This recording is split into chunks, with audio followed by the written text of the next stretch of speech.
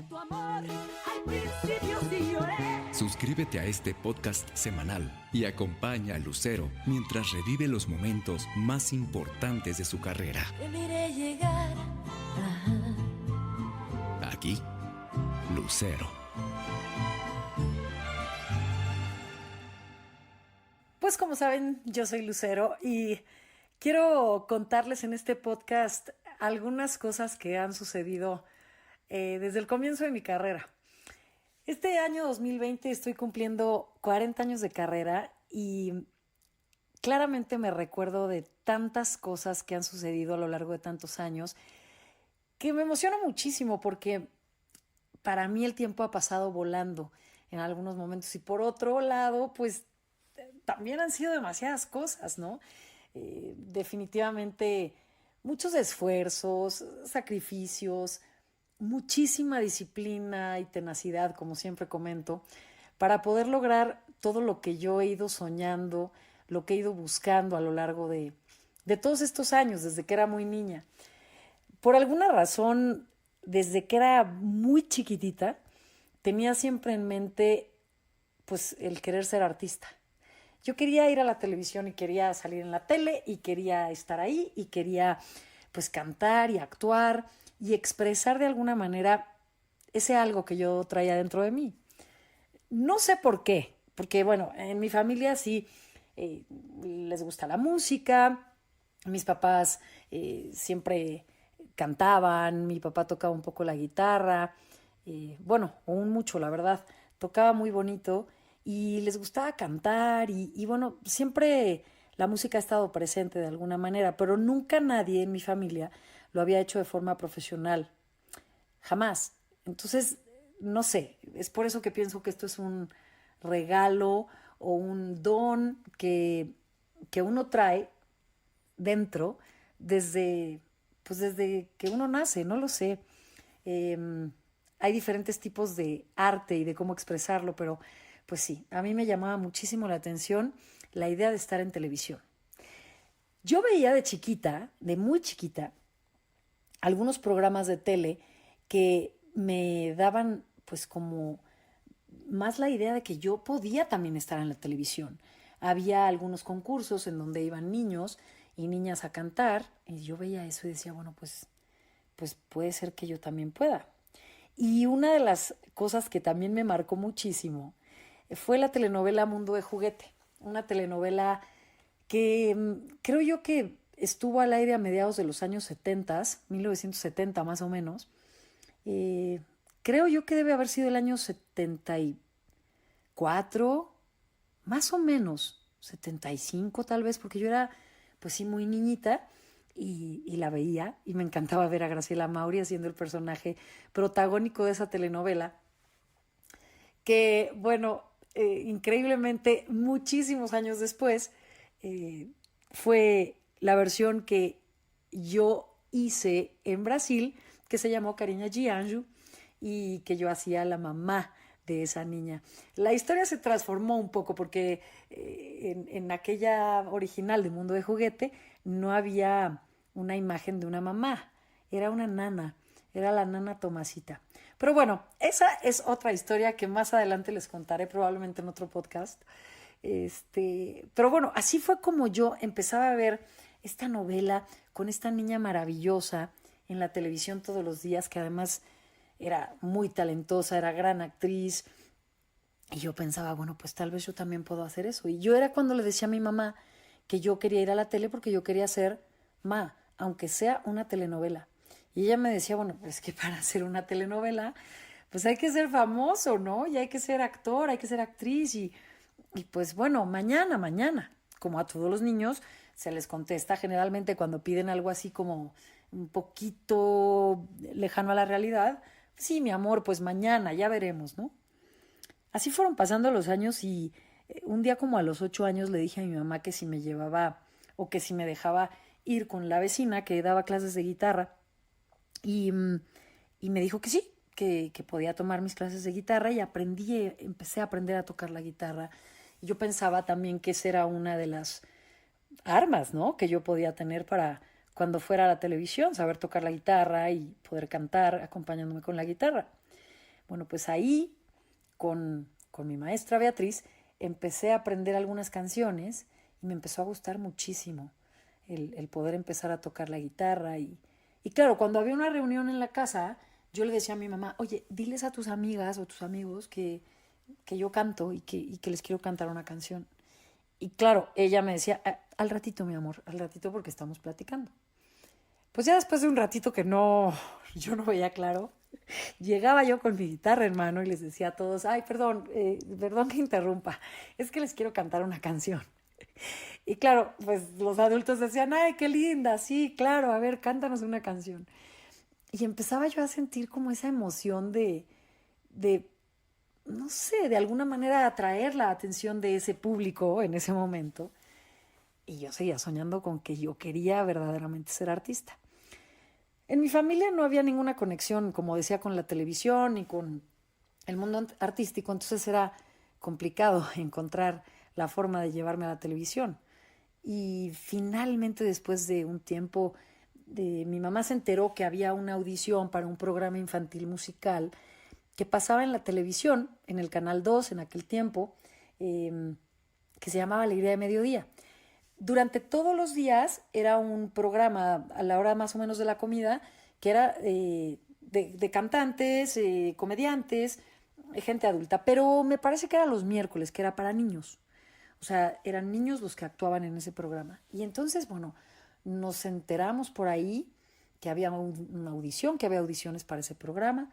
Y bueno, pues mi mamá finalmente, después de tantos años de oírme decir la misma cantaleta, dijo, bueno, pues a ver, te voy a llevar para que hagas la audición. Y bueno, así tal vez ya pues se me quitaba la idea o se me olvidaba, ¿no?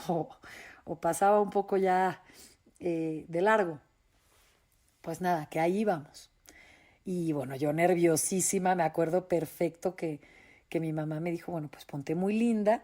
Me peinó muy bonita con mi pelo suelto, me puso un brochecito por un lado y yo traía unos pantalones de pana azul marino con mis botas vaqueras por encima del pantalón, unas botitas vaqueras que llegaban, pues no sé, yo creo que a media pierna, eran unas botas beige, y mi blusita de velour, así como terciopelito, también color beige, con un cuellito de encaje, con la manguita cortita.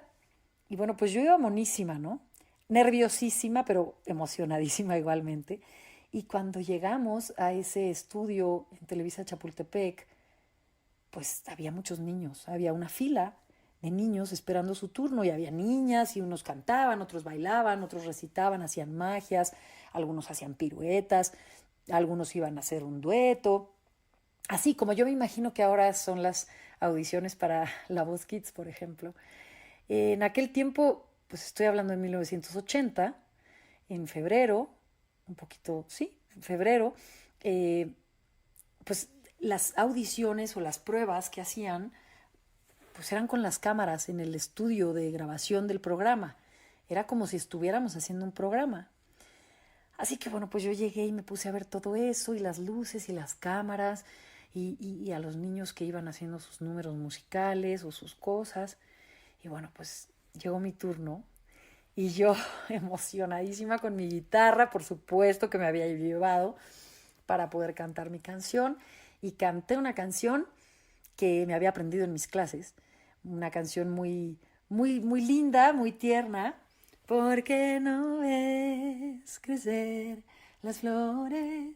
¿Por qué no ves salir el sol?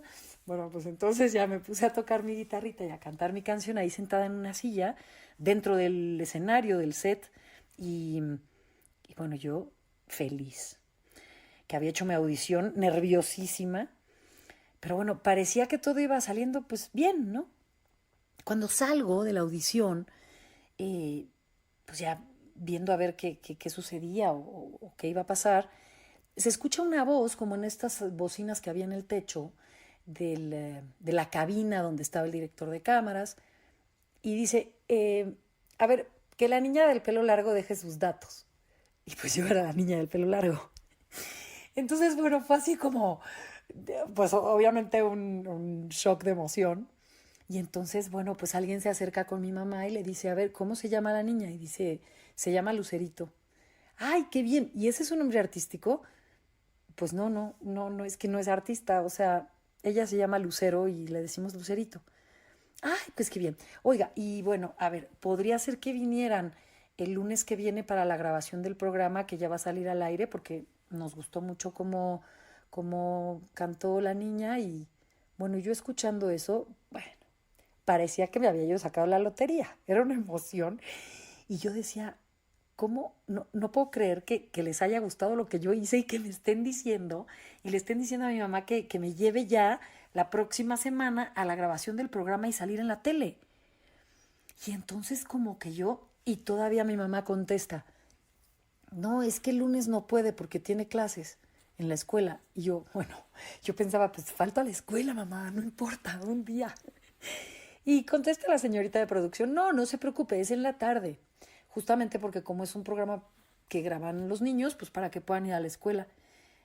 Ah, bueno, bien, pues ¿a qué hora? Y bueno, empezaron a ponerse de acuerdo.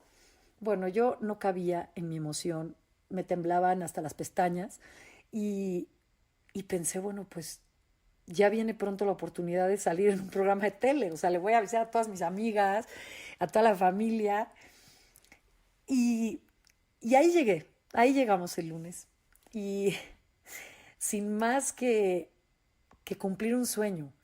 Nunca pensé si con eso yo iba a ganar dinero o si iba a ser famosa o si algún día iban a suceder más cosas. O sea, yo estaba concentrada en llegar a hacer mi programa de tele en el que cantaría esa misma canción con mi guitarra como lo hice en la audición. Y bueno, pues desde ese 17 de febrero, que fue el primer programa que salió al aire en televisión en 1980, hasta el día de hoy, así se fueron dando las cosas. Con, con mucha emoción siempre, con muchas ganas de que cada plan, que cada proyecto, que cada grabación fuera una parte importantísima en mi vida, como lo fue ese primer día. Eh, Sigo siendo muy agradecida con César González El Pollo, que era el director de este programa, Alegría de Mediodía, que me siguió llamando para siguientes programas durante una temporada muy larga. Y ya después, bueno, pues nos fue enseñando a todos los niños que estábamos en el programa, que éramos un grupo muy divertido, a hacer más cosas, ¿no? Y hacer piezas cómicas y hacer imitaciones, hacer diferentes personajes, cantar cada quien pues diferentes temas. También había que escoger las canciones porque pues a mí como que no venía al caso que una niña de 10 años cantara canciones de adulto. Entonces había que escoger las canciones. Mi mamá también evidentemente estaba muy a cargo de eso. Ella empezó a darse cuenta, pues lógicamente que no podía dejarme sola y que no podía mandarme a las grabaciones de los programas, así que me empezó a acompañar siempre y a apoyar con, con todo lo que ella era y pues a convertirse en mi representante, en mi manager, sin una experiencia ni mucho menos, pero pues con la visión de una mamá. Ella nunca me obligó, ni me empujó, ándale, mijita, vete a cantar y ándale, mijita, ponte a actuar. O sea, al contrario, yo creo que ella veía en mí tal emoción y tantas ganas y, bueno, y también algo pues, de talento y de encanto, ¿no? Porque, bueno, tampoco era yo que allí una papa enterrada. O sea, tenía mi encantito. Entonces ella empezó a ver que las cosas, pues, iban por un buen camino. Ella, junto conmigo, porque siempre evidentemente tomó en cuenta mi punto de vista y mi opinión y mis ideas, empezó a tomar decisiones y empezamos a pensar en lo que empezaba y en lo que iba a suceder y en las cosas que me iban ofreciendo, ¿no? Los diferentes productores, porque claro, pasando el tiempo, ese programa después se convirtió en uno que se llamó Chiquilladas, que era un poco la misma esencia de Alegría de Mediodía, pero bueno, ya con más presupuesto, ya con un grupo más básico, más sólido de niños y niñas que estábamos en el programa. Ya, bueno, teníamos un patrocinador que ponía los vestuarios, pero bueno, en un comienzo todo era súper casero, o sea, era como mi mamá hacía el traje de Blancanieves cuando me tocaba hacer Blancanieves o Cenicienta o el Hada Madrina. Era realmente mágico el haber empezado en aquella época en un programa de tele en el que no existía, pues obviamente, tanta tecnología como hay hoy en día, en donde no existía un gran departamento de imagen, de diseño de vestuario. Sí existía un poco, ¿no? Había pues las pelucas y habían evidentemente gente profesional que ayudaba a llevar a cabo cada una de las cosas, pero la cuestión era muy, muy casera. Así que yo fui creciendo en los estudios de Televisa en esa época, al mismo tiempo yendo a la escuela, porque claro, mi mamá pues me decía que yo tenía que seguir estudiando, que eso de ser artista era un premio, para mí era un hobby y que mis calificaciones y mi escuela tenía que ser lo primordial. Así que, bueno, continué con la escuela, obviamente, y emocionadísima de ver que iban sucediendo cosas en esto que hoy para mí es mi carrera, mi forma de vivir y mi profesión y lo que yo tanto amo y que me ha llevado a tantos lugares y que me ha llevado a lograr tantos sueños y tantas cosas. Soy muy, muy feliz de que hayan sucedido así todas estas oportunidades en aquel año de 1980 y muy feliz de que 40 años después, en este 2020, pueda yo platicárselos y compartírselos a través de este podcast y bueno, que espero que sea el primero de muchos en donde pueda irles contando cómo fue creciendo esta carrera, cómo fueron sucediendo las cosas, diferentes anécdotas, experiencias, detalles que tengo muy frescos en mi mente como si hubieran sucedido hace muy poquito tiempo. Les mando un beso y aquí nos escuchamos. Si quieren compartir este podcast, el hashtag pueden usarlo en sus redes sociales, hashtag Lucero Podcast y pues aquí estamos. Yo les mando todo mi amor, como siempre. Aquí, Lucero.